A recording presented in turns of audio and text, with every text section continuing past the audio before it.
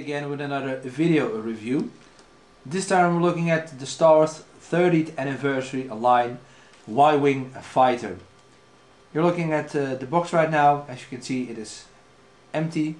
Very nice box. What I want to show you is that if you look at the back here, it's also on the floor. It was made to resemble a hangar bay. In this case, the hangar bay is seen in A New Hope on Yavin 4. A nice detail is that they, instead of printing it on the bottom of the box, they actually made some lights with cardboard, which is a nice little touch. As for the back of the box, it shows the bio of the vehicle, picture, the assortment, which in this case is the Sith Infiltrator and the V-Wing Starfighter. I don't have this one yet, but I have this one. I'll try to get to that review as soon as possible. And if we look here, you will see the features of the ship. Here is the Y-Wing vehicle. First I will tell you a bit of history about this mold. The name of the line is the 30th anniversary line, which is rather appropriate for this vehicle, as this mold is also almost 30 years old. It was first released in the Return of the Jedi line, the vintage line, in 1983. It didn't have a droid here. It had a socket, so you could put R2-D2 in there, or any droid you had handy. No figures were included, but it was electronic. Yeah, nothing fancy or anything. Just some laser sounds. Didn't sound authentic, but it was nice that they included it. Then they slightly retooled the mold and released it in the Power of the Force 2 line. That was in the year 2000, and yeah. Then they added a droid figure, non-removable, and they also changed some of the detailing on the sculpt. Most important detail, they removed all the electronics, or just didn't include them in it. The battery cover was still there. You could take it off, but there was nothing under there. It did include a figure at the time.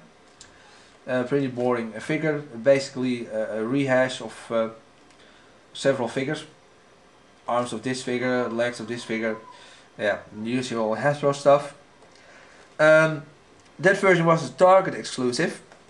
Then the following incarnation of this vehicle was from the original Trilogy collection line. At that time, Toys R Us exclusive. It was yeah, pretty much the same mold with the same figures and the same droid here. But this time, instead of grey and yellow, it was yeah, bright silver and red. Yeah, pretty awful color scheme if you ask me. That was in 2004. And well, yeah, we're looking at the latest incarnation of the vehicle right here, released last year. Same as the last one. This is a Toys R Us exclusive, retailing for $29.99. That's in US dollars. Yeah, expect to pay 40 or 50 euros in other countries. This time, however, they changed yeah, a few things. Instead of an R2 unit, they put an R5 in here. Also, they changed the lasers in the front of the vehicle. I'll just show them to you. All the previous versions had a very short lasers, about this short. They looked more like nipples than lasers. So yeah, I'm happy they changed that. Looked kind of ridiculous. And yeah, be honest, if you're an enemy and you see the ship flying at you with those nipple lasers, you won't be impressed. Yeah, another thing they changed is instead of still having the battery compartments, being able to remove it and yeah, that kind of thing, they actually remolded some part of the ship I'll just show you the figures right now. This is Gold 4. His name is actually Lieutenant Lapira. He was in the A New Hope movie. You could see him in a Death Star trench. Yeah, he died. Yeah. So it's just canon fodder. Like I said, he is Gold Squadron Gold 4. He's not a new figure. It's basically the body of Dutch Vander, another Gold Squadron figure. Newly made helmet and new head. I'm not gonna take the helmet off because it's a bit fragile here on the chin strap. And they also included, because this one is fixed in here, you can't take it out. They decided to include a separate figure. The figure, as for articulation, can move up or down. It's not a ball joint, so just left and right. Normal joint here, normal joint there. Swivel here, swivel wrist.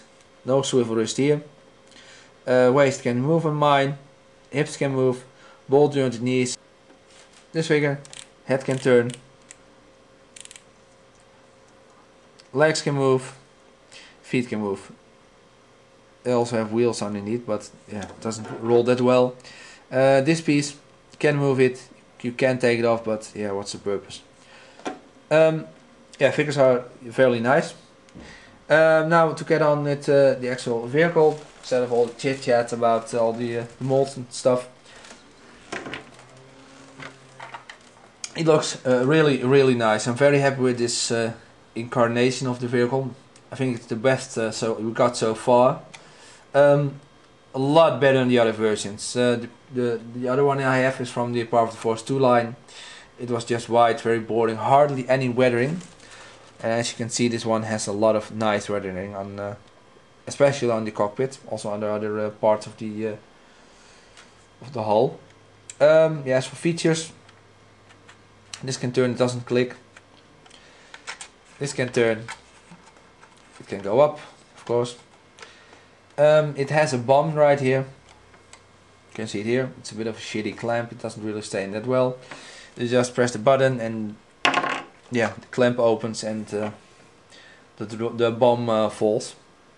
Not a great feature. I would have liked to see something else instead, but oh well. Also has retractable landing gear. Button here. Pull back and it goes up. Press it in and move forward and it will go down. Last feature, opening cockpit. Fairly nice stickers in there. They resemble all kinds of instruments, unlike the previous versions, where it was just colored lights and stuff, and didn't resemble anything in particular. The figure can go in there quite nicely. You have to we will be mindful of these pieces. They are rubbery and can pop off very fast. Just put them in there. Okie-doke. So all in all, a very nice vehicle. What I like about it is, as opposed to the other version, the lasers, of course, the very cool weathered paint job. The other version was way too clean. Also the added bonus of the two figures. What I don't like, of course, the landing gear. I would have liked to see them normal sized. In the movie, they stand about this tall, and they need a ladder to get in. So yes, I would have liked to see those. Anyway, still a very nice vehicle. I would recommend you get it. If you don't own a Y-wing vehicle yet, you should definitely get it. It looks very cool. I give this vehicle an 8 out of 10. So, thanks for watching. Stay tuned for more reviews. See ya.